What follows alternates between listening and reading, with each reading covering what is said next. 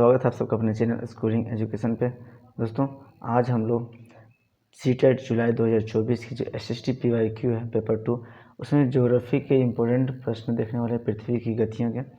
तो अगर चैनल पे आप लोग नए हो तो चैनल को सब्सक्राइब कर लें, वीडियो को लाइक कर दें और जितने भी आपके फ्रेंड सर्कल हैं सबके साथ वीडियो को शेयर कर दें। तो दोस्तों बिना देरी किए हम लोग चलते हैं, आगे बढ़ते हैं। इसका पहला प्रश्न देखते हैं हम लोग। आज का पहला प्रश्न है कि इनमें से कौन पृथ्वी की दो गतियां हैं। मोशंस ऑफ अर्थ जो चैप्टर है दोस्तों कक्षा 6 का अध्याय 3 जो पृथ्वी की दो गतियां हैं या मोशन ऑफ अर्थ है उससे प्रश्न है दोस्तों। तो इसमें से पृथ्वी की दो गतियां कौन कौन सी है? पहला दिया घूर्णन, दूसरा दिया परिक्रमण, तीसरा दिया एक इनमें से दोनों और चौथा इनमें से कोई नहीं। तो पृथ्वी दोस्तों दो तरह से गति करती है। एक गति होती है आपकी सर्कल लट्टू की तरह घूमता है और दूसरा होता है परिक्रमण। सेंटर में सन है तो उसके चारों ओर गति करता है। एक आपका ये चारों ओर गति करता है और एक अपने जगह पे चारों ओर गति करता है, घूमता है। तो ठीक है, तो एक लट्टू की तरह गति होती है जिसको हम लोग घूर्णन कहते हैं और दूसरा परिक्रमण जो सन के चारों ओर घूमता है उसको हम लोग परिक्रमण कहते हैं। तो ये दो तरह से पृथ्वी गति करती है, घूर्णन और परिक्रमण। ठीक है, इनमें से इसका राइट ऑप्शन हो जाएगा दोस्तों, इसमें आपका ऑप्शन नंबर 3 सही हो जाएगा, ये दोनों सही है। ठीक है, नेक्स्ट प्रश्न है दोस्तों हम लोग इनमें से ये तो हो गया आपका पृथ्वी की घूर्णन दिशा कौन सी है, पृथ्वी किस दिशा में घूर्णन करती है। ठीक है, तो पहला दिया है आपका पूर्व से पश्चिम, दूसरा पश्चिम से पूर्व, तीसरा उत्तर से दक्षिण और चौथा दक्षिण से उत्तर। तब पृथ्वी का जो घूर्णन दिशा है दोस्तों वो कौन सा है दोस्तों?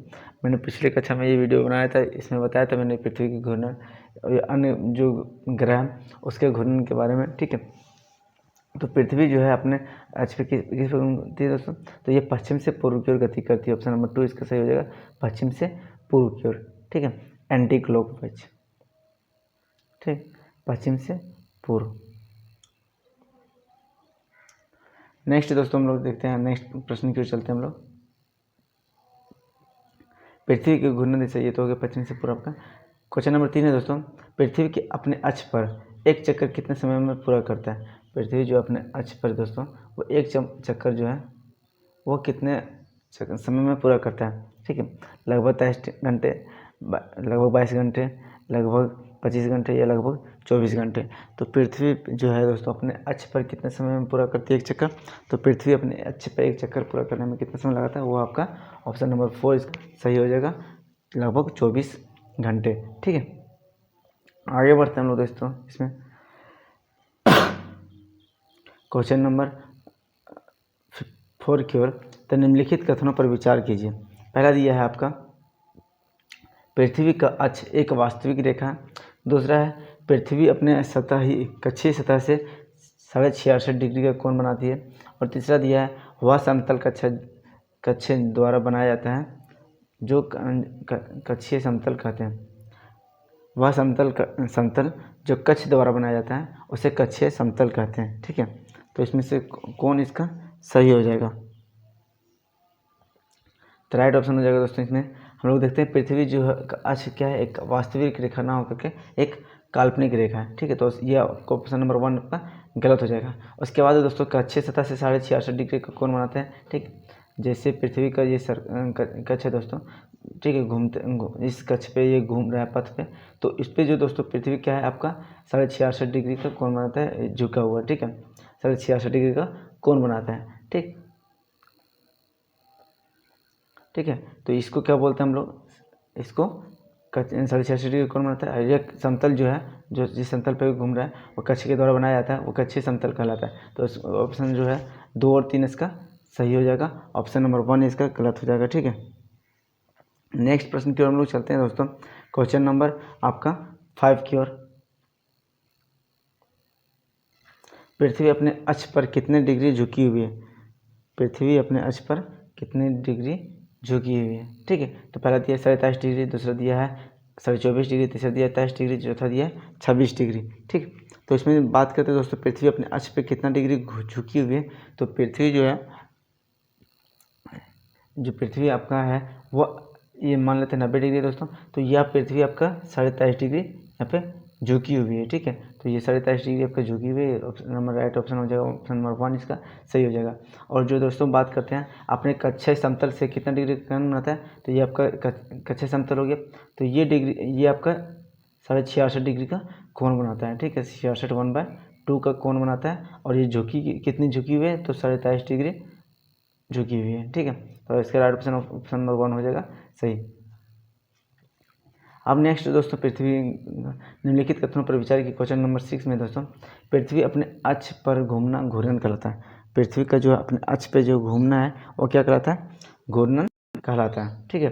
और उसके बाद यह है पृथ्वी का सूर्य के चारों ओर एक स्थिर कक्षा में गति करना परिक्रमण कहलाता है। तो इसमें से कौन सा कथन सही होगा, तो देखते हैं दोस्तों पृथ्वी के जो अपने अक्ष पे घूमना क्या कहलाता है, घूर्णन कहलाता है। ये तो सही है दोस्तों, ठीक है। पृथ्वी अपने अक्ष पर निरंतर घूमती रहती है, यह लगभग 24 घंटे में अपना एक चक्कर पूरा करती है, ठीक है। तो यह क्या हो जाएगा, ऑप्शन नंबर इसका सही हो जाएगा। फिर दूसरा दिया है आपका पृथ्वी के चारों ओर एक स्थिर कक्षा में गति जो है वो परिक्रमण कहलाता है, ठीक है। तो ये भी आपका कथन सही है, ठीक। सूर्य के चारों ओर एक स्थिर कक्षा में पृथ्वी की गति को परिक्रमण कहते हैं, और यह परिक्रमण कितना समय में पूरा करते हैं दोस्तों, तो 365 दिन डे 6 घंटे लगते हैं, लगभग 6 घंटे, ठीक है, आवर। और पृथ्वी अपने अक्ष पे कितने घंटे में घूमती है, तो लगभग 24 घंटे में, ठीक। तो ऑप्शन नंबर इसका दोनों सही है, 1 और 2 दोनों सही है, ठीक। पृथ्वी की जो घूर्णन गति है दोस्तों वह कितनी है, पृथ्वी का जो घूर्णन गति है बात करें तो वो कितनी है दोस्तों, तो इसमें राइट ऑप्शन क्या हो जाएगा, पहले दिया है आपका 1670 किलोमीटर प्रति घंटा, दूसरा दिया 1570 किलोमीटर प्रति घंटा, तीसरा दिया 1770 किलोमीटर प्रति घंटा, और चौथा दिया 1890 किलोमीटर प्रति घंटा। तो राइट ऑप्शन क्या हो जाएगा, पृथ्वी की घूर्णन गति कितनी है। तो बात करें पृथ्वी की घूर्णन गति के बारे में, तो यह आपका 1670 किलोमीटर प्रति घंटा से घूमती है, ऑप्शन नंबर इसका 1 सही हो जाएगा, 1670 किलोमीटर प्रति घंटा, ठीक है। नेक्स्ट प्रश्न की ओर चलते हैं। पृथ्वी की परिक्रमण गति कितनी है, पृथ्वी जो अपने परिक्रमण कर रहा है सूर्य के चारों ओर उसकी गति कितनी है। पहला दिया है 80 किलोमीटर प्रति सेकेंड, दूसरा दिया है 50 किलोमीटर प्रति सेकेंड, तीसरा दिया है 70 किलोमीटर प्रति सेकेंड, और चौथा दिया है 30 किलोमीटर प्रति सेकेंड। तो जो पृथ्वी का जो घूर्णन गति बात करते हैं परिक्रमण गति दोस्तों, तो वो कितना आपका, तो ये आपका 30 किलोमीटर प्रति सेकेंड से गति से घूम रहा है, ठीक है। यह सन है, सन के चारों ओर जो घूम रहा है दोस्तों वो गति कितनी है, तो 30 किलोमीटर प्रति सेकेंड। और जो पृथ्वी अपने लट्टू के समान अपने अक्ष पे जो घूम रहा है उसकी गति कितनी है, तो 1670 किलोमीटर प्रति आवर, ठीक है। अब चलते हैं हम लोग दोस्तों नेक्स्ट प्रश्न की ओर। निम्नलिखित क्वेश्चन नंबर 9 जो है दोस्तों, तो निम्नलिखित कथनों पर विचार कीजिए। पहला दिया है ऑस्ट्रेलिया क्रिसमस जो है ग्रीष्म ऋतु में मनाया जाता है, ऑस्ट्रेलिया में जो क्रिसमस मनाया जाता है दोस्तों वह ग्रीष्म ऋतु में मनाया जाता है, ठीक है। और उसके बाद भारत में क्रिसमस शीत ऋतु में नहीं मनाया जाता, तो कौन सा कथन आपका सही है। पहला दिया है केवल 1, केवल 2, फिर 1, 2 दोनों, और 3 में से कोई नहीं। तो बात करें दोस्तों ऑस्ट्रेलिया जो अपने जो अपना क्रिसमस मनाता है वो किस ऋतु में मनाता है, तो ऑस्ट्रेलिया में क्रिसमस कब होता है दोस्तों, तो वह 25 दिसंबर को मनाया जाता है, ठीक है। 25 दिसंबर के पहले 22 दिसंबर जो है आपका वो क्या है, तो 22 दिसंबर को जो सूर्य की किरणें हैं वो मकर रेखा पे सीधी पड़ती है, कहाँ पे पड़ती है, मकर रेखा पे। और ऑस्ट्रेलिया जो है वो मकर रेखा पर स्थित देश है, ठीक है। तो 22 दिसंबर के टाइम में दोस्तों वहाँ पे आपका ग्रीष्म ऋतु होता है, और उत्तरी गोलार्ध में आपका शीत ऋतु मनाया जाता है, शीत ऋतु होता है, ठीक है। तो यह देख सकते हैं हम लोग कि जो ग्रीष्म ऋतु हम ऑस्ट्रेलिया जो मकर रेखा पे है, तो ग्रीष्म ऋतु के टाइम पे वहाँ पे आपका क्रिसमस मनाया जाता है, ठीक है। और भारत में जो है उस टाइम पे कौन सा ऋतु होता है, तो उस टाइम पे शीत ऋतु होता है। तो ऑप्शन नंबर 2 इसका गलत है, लेकिन केवल ऑप्शन नंबर 1 सही है, तो ऑप्शन नंबर केवल 1 सही होगा, ठीक है। नेक्स्ट प्रश्न की बात करें दोस्तों हम लोग क्वेश्चन नंबर 10 की ओर। प्रदीप्त वृत्त अर्थात सर्कल ऑफ इल्यूमिनेशन किसे कहते हैं, ठीक है। पहला दिया है ग्लोब पर वह वृत्त जो तापमान को विभाजित करता है, दूसरा दिया है ग्लोब पर वह वृत्त जिसके द्वारा किसी स्थान की सही स्थिति ज्ञात की जाती है, और तीसरा दिया है ग्लोब पर वह वृत्त जो दिन और रात को विभाजित करता है, और इनमें से कोई नहीं, चौथा इनमें से कोई नहीं। तो बात करें दोस्तों सर्कल ऑफ इल्यूमिनेशन क्या है, तो यह क्या है दोस्तों, अगर मान लेते ये पृथ्वी है दोस्तों, पृथ्वी के जो इस सन से जो रोशनी पड़ रही है, ठीक है, सर से जो रोशनी पड़ रही है, तो एक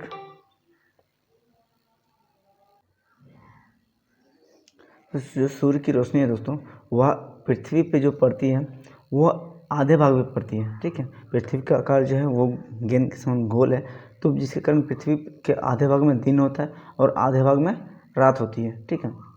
दिन होता है और आधे भाग में रात होती है। तो जो दिन और रात को जो डिवाइड कर रहा है उस वृत्त को हम लोग क्या बोलते हैं, प्रदीप्त वृत्त या सर्कल ऑफ इल्यूमिनेशन कहते हैं, ठीक है। तो ये बात याद रहेंगे, सर्कल ऑफ इल्यूमिनेशन क्या है, तो पृथ्वी के जो है सूर्य के प्रकाश प्राप्त करती है। पृथ्वी के आकार जो है वो गोल के समान है, ठीक है, गोले के समान है, जिसके कारण एक समय में सिर्फ आधे भाग पर इसका क्या बोलते हैं रोशनी पड़ती है और आधे भाग पे रोशनी नहीं पड़ती है। जिस भाग पे रोशनी पड़ती है उधर दिन होता है और जिस भाग पे रोशनी पड़ती है उधर रात होती है, ठीक। तो ये दिन और रात को जो विभाजित करती है उसको हम लोग प्रदीप्त वृत्त कहते हैं या फिर सर्कल ऑफ इल्यूमिनेशन कहते हैं। ऑप्शन नंबर इसका 3 सही हो जाएगा। ग्लोब प्रवाह वृत्त जो दिन और रात को विभाजित करता है, ठीक। नेक्स्ट प्रश्न की चलते हैं। तो निम्नलिखित में से कौन सा ऋतुओं में परिवर्तन का कारण है? ऋतुओं में परिवर्तन का कारण क्या है, ठीक है। पहला दिया है सूर्य के चारों ओर पृथ्वी की स्थिति। दूसरा दिया है पृथ्वी का जो गुरुत्वाकर्षण बल है उसके कारण।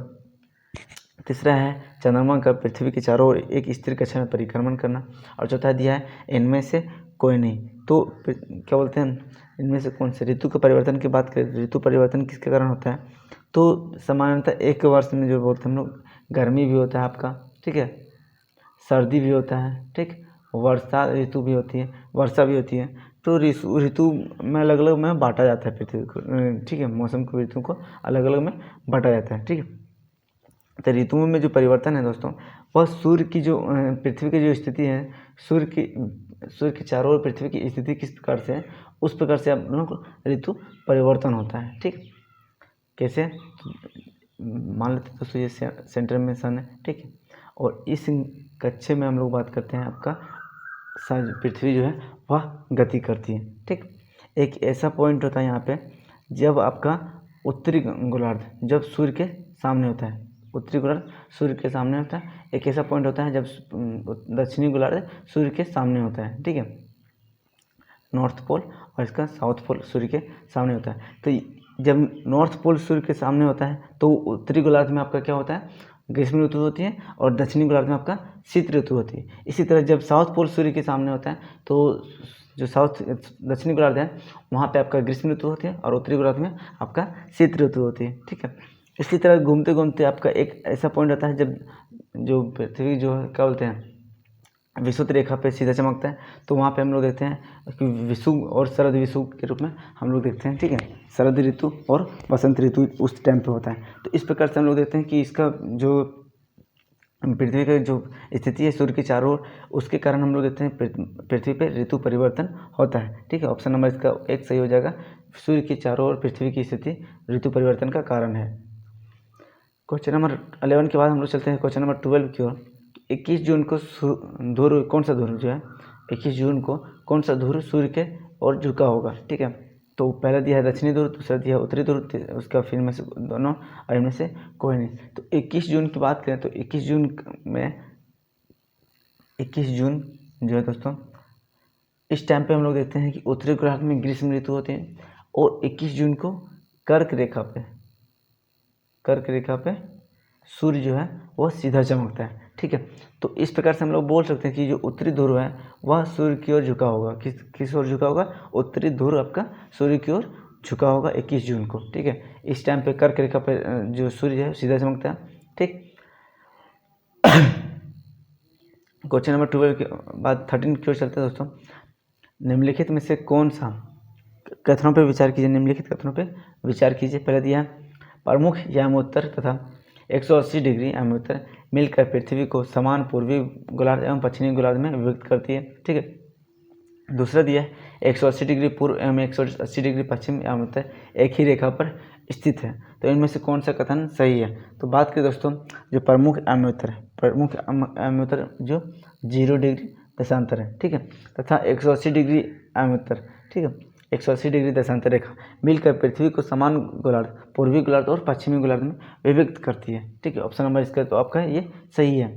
दूसरा दिया है 180 डिग्री पूर्व रेखा, 180 डिग्री पूर्व देशांतर रेखा और 180 डिग्री पश्चिम देशांतर रेखा एक ही रेखा पर स्थित है। तो ये भी आपका कथन क्या है, ये भी कथन आपका सही है। तो उसका राइट ऑप्शन क्या हो जाएगा, केवल एक और दोनों सही है। ठीक है, नेक्स्ट प्रश्न की चलते हैं क्वेश्चन नंबर 14 की ओर। ग्रीनविच से पूर्व स्थान पर समय ग्रीनविच समय से आगे होता है तथा पश्चिम के स्थान का समय पीछे होता है। तो ये कथन आपका क्या है, सही है। पृथ्वी अपने अक्ष पर एक काल्पनिक अक्ष पर पूर्व से पश्चिम की ओर गति करती है। पृथ्वी अपने अक्ष पे जो काल्पनिक अक्ष है उस पर किस प्रकार से गति कर रही है, वो पूर्व से पश्चिम की ओर गति कर रही है। तो इनमें से कौन सा कथन आपका सही है? तो एक तो आपका सही है दोस्तों कि जो ग्रीनविच से पूर्व की ओर जो दिशा है, पूर्व स्थान जो है ग्रीनविच के आपके पूर्व की ओर जो भी स्थान होगा या फिर कोई भी क्षेत्र होगा वहाँ पे ग्रीनविच समय से आगे होगा, यह कथन आपका सही है। और पश्चिम के क्षेत्र के समय ग्रीनविच समय से पीछे होगा। ठीक है, तो ये आपका कथन सही है। लेकिन पृथ्वी जो अपने अक्ष पे काल्पनिक अक्ष पे पूर्व से पश्चिम दिशा की ओर ना घूम करके यह पश्चिम से पूर्व की ओर घूमती है। तो इसका ऑप्शन हो जाएगा, ये गलत हो जाएगा। ठीक है, तो इनमें से केवल आपका एक सही है। ठीक, इसका राइट ऑप्शन हो जाएगा ऑप्शन नंबर 2। नेक्स्ट प्रश्न दोस्तों, पृथ्वी के किस भाग में मौसम परिवर्तन नहीं होता? कौन सा भाग ऐसा है दोस्तों पृथ्वी जिसमें मौसम परिवर्तन नहीं होता? पहला दिया भूमध्य रेखा, दूसरा दिया भूमध्य सागरीय रेखा, तीसरा दिया ध्रुवीय प्रदेश और चौथा दिया इनमें से कोई नहीं। तो इनमें से कौन सा भाग है जहाँ पे मौसम परिवर्तन नहीं होता है दोस्तों? तो इसमें ऑप्शन नंबर 3 सही हो जाएगा, ध्रुवीय प्रदेश। यहाँ पे मौसम परिवर्तन नहीं होता। यहाँ पे देखते हैं दोस्तों हमेशा क्या होता है, शीत ऋतु होता है। ठीक है, 6 महीना दिन और 6 माह रात होती है यहाँ पे। ठीक है, जिसके कारण यहाँ पे मौसम परिवर्तन नहीं होता है। यहाँ पे इस क्षेत्र को पूरा शीत बर्फ़ की चादर से ढका होता है। ठीक है, तो यहाँ पे हमेशा शीत ऋतु होता है। ऑप्शन नंबर इसका 3 सही होगा, ध्रुवीय प्रदेश। नेक्स्ट प्रश्न है दोस्तों हम लोग का, किस क्षेत्र में शीत ऋतु में वर्षा होती है? जो वर्षा जो है दोस्तों शीत ऋतु में होती है, ऐसा कौन सा प्रदेश है?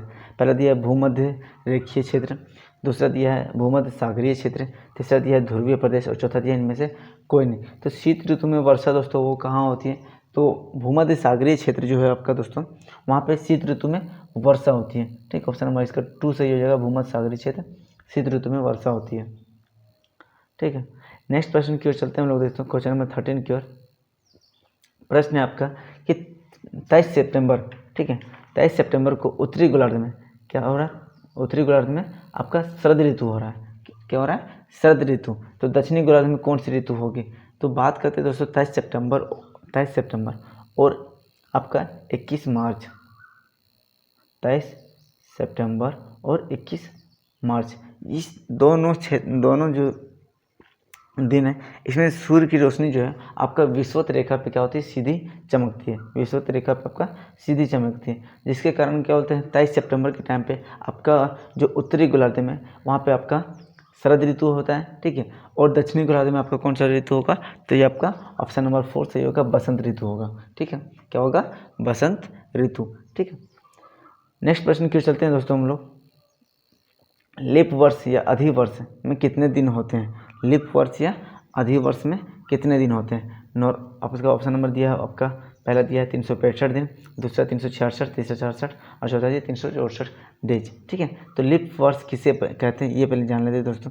पृथ्वी अपना परिक्रमण है वह कितने समय पूरा करता है? तो 365 दिन 6 आवर में लगभग में पूरा करता है। ठीक है, तो नॉर्मली हम लोग 365 डे को हम लोग एक वर्ष में गिनते हैं। जो नॉर्मल आपका एक साल होता है उसमें 365 डे गिनते हैं, और जो 6 आवर है वो उसको हम लोग आगे काउंट करते हैं। तो हर प्रत्येक 4 साल में 6 आवर जो है जुड़ करके एक डे बनता है। ठीक है, 24 घंटा बनता है, इसको एक दिन काउंट होता है। वो आपका हर प्रत्येक चौथे साल में वो ऐड हो जाता है, और फरवरी की जो महीना 28 दिन का होता है वो आपका कितना हो जाता है? 4 साल के बाद वह 29 दिन का हो जाता है। जिस ईयर फरवरी 29 मंथ का होता है, 29 दिन का होता है, उसको हम लोग लीप ईयर के नाम से जानते हैं। ठीक है, तो जो 2024 जो आपका 2024 है आपका कौन सा ईयर है? तो ये आपका लीप ईयर से लीप ईयर। इसमें जो फरवरी है आपका कितने दिन का था, तो 29 डे का था। ठीक है, तो लीप ईयर अधिवर्ष 366 दिन होता है। ठीक है, आगे बात करते हैं, नेक्स्ट प्रश्न की ओर चलते हैं हम लोग। भारत का मानक समय ग्रीनविच के मानक समय से कितना आगे है? भारत का जो मानक समय है वह ग्रीनविच के मानक समय से कितना आगे या पीछे है? पहला दिया है 5 घंटा 30 मिनट आगे, दूसरा दिया 5 घंटा 30 मिनट पीछे, तीसरा दिया 6 घंटा 30 मिनट आगे, और चौथा दिया 4 घंटा 30 मिनट आगे। ठीक है, तो पृथ्वी का जो ग्रीनविच समय है उससे कितना आगे या पीछे है? अभी मैंने बताया दोस्तों कि जो भी 0 डिग्री देशांतर को हम लोग ग्रीनविच समय या फिर मानक प्रधान आमंत्रण मानते हैं। ठीक है, तो इससे जो भी क्षेत्र आगे होगा, मतलब पूर्व की ओर होगा, उसमें समय क्या होगा? आगे होगा, और जो भी क्षेत्र आपका पूर्व पश्चिम की ओर होगा उसमें समय पीछे होगा। तो भारत है दोस्तों वह पूर्वी गोलार्ध में स्थित है। ठीक है, जो 0 डिग्री देशांतर रेखा के पूर्व क्षेत्र को पूर्वी गोलार्ध, पश्चिम के क्षेत्र को पश्चिमी गोलार्ध में विभक्त करता है। ठीक है, तो भारत की स्थिति 82.5 डिग्री जो इसका मानक समय है। ठीक है, 82.5 डिग्री है, तो ये आपका ईस्ट है। ठीक है, पूर्वी गोलार्ध में, तो अर्थात हम लोग बोल सकते हैं ग्रीनविच से पूर्व की ओर है, तो इसका समय आगे होगा। तो कितना आगे होना चाहिए दोस्तों? तो 0 डिग्री से लेकर के 82.5 डिग्री हम लोग बोलते हैं, तो ये आपका 5 घंटा 30 मिनट आगे है। ठीक है, मानक समय जो ग्रीनविच समय से कितना आगे? तो 5 घंटा 30 मिनट आगे है। ठीक है, नेक्स्ट प्रश्न की ओर हम लोग चलते हैं। भारत के किस आयु रेखा को स्थानीय मान को भारत का मानक समय माना जाता है? तो भारत के कौन सा जो आयु रेखा है उसको हम लोग स्थानीय मान या भारत का मानक समय मानते हैं? तो पहला दिया है 82.5 degree east, 81 degree east, 82.5 degree west, और फिर 83.5 डिग्री वेस्ट। तो इनमें से कौन सा जो आयु रेखा को स्थानीय मानक मानते हैं? अभी मैंने बताया पिछले प्रश्न में, तो 82.5 डिग्री 30 मिनट ईस्ट को हम लोग भारत का स्थानीय मान स्टैंडर्ड मान फिर मानक समय माना जाता है। यह कहाँ से गुजरता है? तो यह आपके जो उत्तर प्रदेश है, यूपी का मिर्ज़ापुर के पास से गुजरता है। ठीक है, यूपी के कहाँ से गुजरता है? मिर्ज़ापुर के पास से गुजरता है। कहीं कहीं आपको देखने को मिलेगा दोस्तों इलाहाबाद की नैनी से गुजरते हुए, वहाँ पे लिखा रहता है कि इलाहाबाद की नैनी से गुजरता है। तो कहीं कहीं आपको यूपी का मिर्ज़ापुर भी देखने को मिल सकता है। ठीक है, नेक्स्ट प्रश्न हम लोग दोस्तों उत्तर आयनात के संदर्भ में विचार कीजिए। उत्तर आयनात क्या होता है? ठीक है, 21 मार्च को पृथ्वी उत्तरी गोलार्ध की तरफ झुका रहता है। ठीक है, दूसरा दिया है सूर्य की किरणें कर्क रेखा पर सीधी पड़ती है। तीसरा दिया है इस क्षेत्र में सबसे लंबा दिन और सबसे छोटी रातें होती हैं। तो उत्तरी आयनात की बात करें दोस्तों, तो उत्तरी आयनात 21 मार्च को ना होकर के यह कब होता है? 21 जून को होता है। कर्क रेखा पर सीधी रोशनी पड़ती कब पड़ती है? तो 21 जून को कर्क रेखा पर सीधी सूर्य की रोशनी पड़ती है। ठीक है, इस टाइम पे जो बोलते हैं दोस्तों, तो इस क्षेत्र में सबसे लंबा दिन और सबसे छोटी रातें होती हैं। तो ठीक है, तो ऑप्शन नंबर इसका 1 आपका गलत हो जाएगा, बाकी बात दोनों आपका सही है। ठीक है, ऑप्शन नंबर 2 और 3 सही है, तो ऑप्शन नंबर 4 इसका सही हो जाएगा। नेक्स्ट प्रश्न क्यों चलते दोस्तों कि उत्तर आयनात के बाद नेक्स्ट प्रश्न जो आपका क्वेश्चन नंबर 22 है, इसमें पूछ रहा है दक्षिण आयनात जो है उसके संदर्भ में विचार कीजिए। पहला दिया है दक्षिणी ध्रुव सूर्य की तरफ झुका होता है। दूसरा दिया है सूर्य की किरणें मकर रेखा पर सीधी पड़ती है। तीसरा दिया है उत्तरी गोलार्ध में सबसे लंबा दिन और सबसे छोटी रातें होती हैं। तो बात करें दोस्तों दक्षिणी आयनात के बारे में, तो यह कब होता है आपका? तो यह 22 दिसंबर को होता है। कब होता है? 22 दिसंबर को होता है। ठीक है, जो इसमें आपका सूर्य की किरणें हैं वह आपका दक्षिणी ध्रुव आपका सूर्य की तरफ झुका होता है। ठीक है, सूर्य की किरणें आपकी मकर रेखा 27.5 डिग्री साउथ मकर रेखा पर सीधी पड़ती है। ठीक है, उसके बाद यहाँ पे जो उत्तरी गोलार्ध में सबसे लंबा दिन ना होकर के दोस्तों आपका सबसे छोटी रातें होती हैं। मतलब उत्तरी गोलार्ध में आपका शीत ऋतु चालू होता है, और दक्षिणी गोलार्ध में आपका ग्रीष्म ऋतु चालू होता है। ठीक, तो इसमें से आपका ऑप्शन नंबर 3 इसका गलत हो जाएगा। ऑप्शन नंबर 1 और 2 आपका सही है, तो केवल 1 सही हो जाएगा, केवल 1 और 2 ऑप्शन नंबर 1 इसका सही हो जाएगा। ठीक है, आगे नेक्स्ट प्रश्न की बात करते हैं दोस्तों, क्वेश्चन नंबर 23 के बारे में। तो विषुव के संदर्भ में विचार करना है। विषुव क्या होता है? तो कोई भी ध्रुव सूर्य की तरफ झुका नहीं होता है। ठीक है, पहला दिया है उसका फिर सूर्य की किरणें विषुवत रेखा पर सीधी पड़ती हैं, और तीसरा दिया है पूरी पृथ्वी पर दिन और रात बराबर होती है। तो इनमें से कौन सा कथन सही है? आपका दिया है केवल 1 2, केवल 1 2 3 दोनों, और इनमें से सभी। तो बात करते हैं विषु के बारे में। तो विषु कब होता है? तो आपका 21 मार्च और 23 सितंबर, ठीक है, 23 सितंबर को आपका विषु की स्थिति होती है। इस स्थिति में क्या होता है? तो बात करते हैं आपका विषुवत रेखा पर इसके कि सूर्य की किरणें आपकी सीधी पड़ती है। किस पे पड़ती है? विषुवत रेखा पे, ठीक है। विषुवत रेखा पर आपके सूर्य की किरणें सीधी पड़ती है। कोई भी ध्रुव आपका सूर्य की तरफ झुका नहीं होता है, ठीक है। और उसके बाद यहाँ पे पूरी पृथ्वी पर दिन और रात बराबर होता है। तो इसमें से कौन तीनों कथन आपका क्या है? सही है। तो आपका ऑप्शन नंबर 4 सही हो जाएगा, इनमें से सभी सही है, ठीक है। नेक्स्ट प्रश्न की चलते हैं दोस्तों। दक्षिणी अयनांत की स्थिति कब होती है? दक्षिणी अयनांत की स्थिति कब होती है? पहले दिए 23 सितंबर, 22 दिसंबर, 21 मार्च या 21 जून। तो दक्षिणी अयनांत की स्थिति कब होती है दोस्तों? तो ये आपका 22 दिसंबर को होता है, ठीक है। इसी टाइम पर हम लोग देखते हैं कि दक्षिणी अयनांत होती है कब होती है? 22 दिसंबर। 22 दिसंबर के टाइम पर मकर रेखा पर किरणें सीधी पड़ती है, अर्थात दक्षिणी गोलार्ध में स्थित देश जो है वहाँ पर आपका क्या होता है? ग्रीष्म ऋतु के टाइम पर वहाँ पर आपका क्रिसमस मनाया जाता है, ठीक है।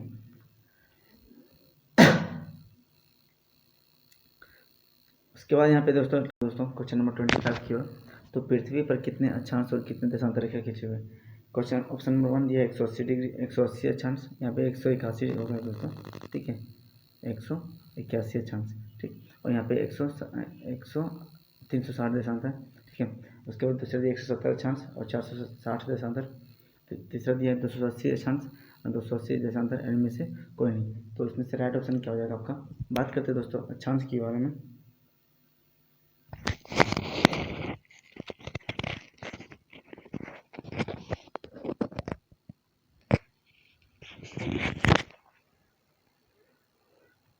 बात करते हैं अक्षांश के बारे में, ठीक है।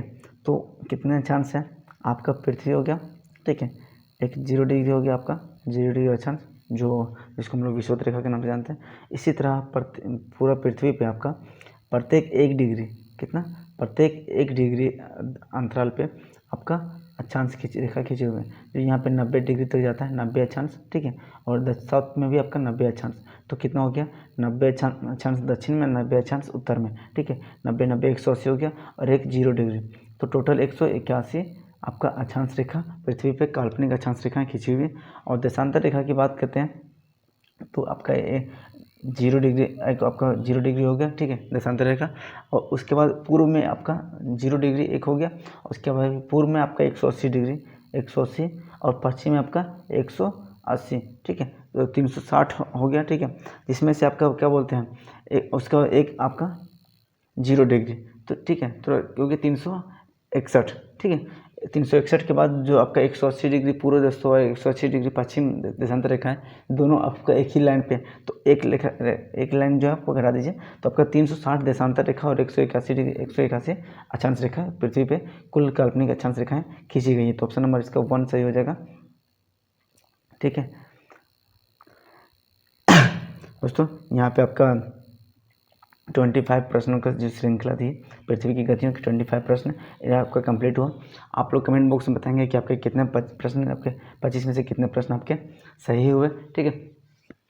और आप अभी तक अपने चैनल को सब्सक्राइब नहीं किए तो चैनल को सब्सक्राइब करें, वीडियो को लाइक कर दें। और वीडियो पसंद आई तो आप लोग कमेंट बॉक्स में बताएं कि वीडियो कैसी थी। और जितने भी आपके फ्रेंड सर्कल सबके साथ वीडियो को शेयर कर दें। अगर अभी तक आपने टेलीग्राम चैनल को ज्वाइन नहीं किया तो टेलीग्राम चैनल स्कूलिंग एजुकेशन को भी आप लोग ज्वाइन कर लें दोस्तों। वहाँ पे आपको स्टडी मटेरियल्स, PDF लिंक्स और भी स्टडी मटेरियल जो भी है आपको वहाँ पर प्रोवाइड किए जाएंगे। जय हिंद, जय भारत।